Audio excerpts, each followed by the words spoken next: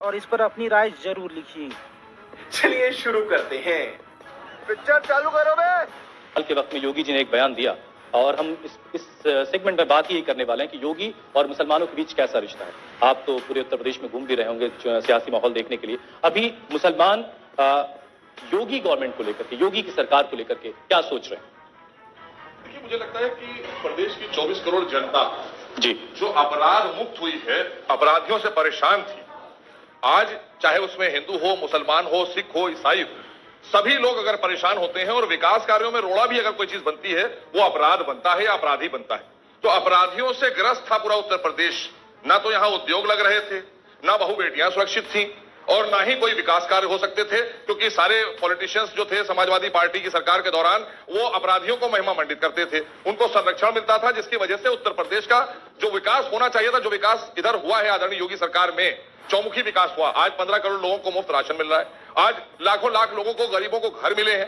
तमाम योजनाएं, जो सड़कें जर्जर पड़ी थी, आज पूर्वांचल एक्सप्रेसवे बन गया है। आप पूर्वांचल को भी मुख्य धारा से जोड़ने का काम कर दिया। वो एक एक्सप्रेसवे की बात करते थे, हम 5 लेकर आ गए।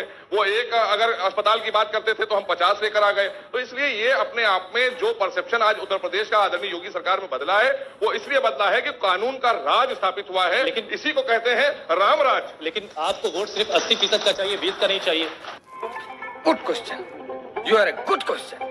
पर आपको वोट सिर्फ 80% लोगों में से चाहिए, 20% वालों का नहीं चाहिए। नहीं, 80% लोग वो हैं हमारे। 80-20 का इलेक्शन हमने 14 में भी लड़ा, 80-20 का हम 17 में भी लड़े, 80-20 का हम 19 में भी लड़े, और 22 में भी। 80-20 का मतलब मैं आपको सैयद बता दूं, 80 और 20 का वो है कि जो 20% वो है जो विकास कार्यों में रोड़ा बनते हैं।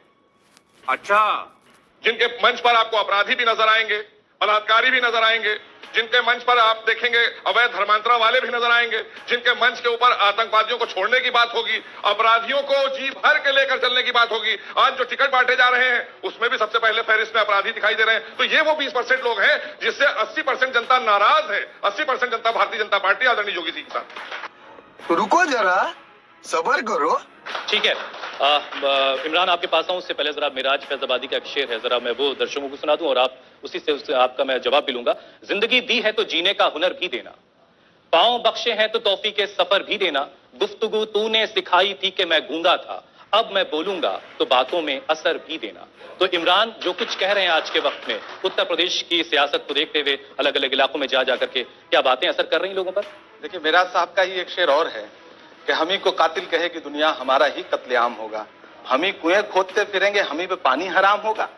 मोहसिन रजा साहब अभी बात कर रहे थे 80%, 20%। मैं सबसे पहले तो मोहसिन जी से जानना चाहता हूं, ये 80% में है या 20% में है? पहले हुस्न को रुसवा करना, तो ये रुसवाई की शायरी बंद करिए, अच्छी शायरी करिए। क्योंकि मैंने कभी भी बड़े शायरों को कटाक्ष की शायरी करते नहीं देखा। शायरी मोहब्बत सिखाती है, शायरी नफरत नहीं सिखाती है। लेकिन इमरान भाई को पता नहीं क्या सवार हो गया है कि आए दिन कभी मोदी जी के खिलाफ शायरी करते हैं, कभी देश के खिलाफ करते हैं, कभी योगी जी के खिलाफ करते हैं। तो ये मुझे लगता है कि उस स्तर पर हमें नहीं जाना चाहिए।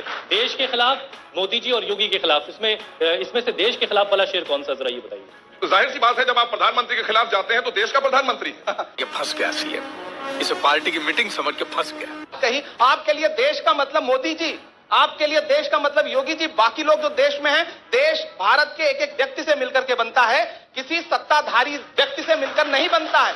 और अगर उस पर कटाक्ष किया जा रहा है, साहित्यकार और करेगा क्या? साहित्य सिर्फ जुल्फ और आंचल की बात करे, उधर माएं चीख रही हैं, उधर लोग भूख से मर रहे हैं, हजारों लोग, लाखों लोग अगर पलायन कर रहे हैं लॉकडाउन में 1200 किलोमीटर, उनके पांव के छालों पे शेर ना लिखूं तो आप सोचते हैं कि मैं महबूबा के जुल्फों पे शेर लिखूं? मुझसे नहीं हो पाएगा। ये बड़ी अच्छी बात है।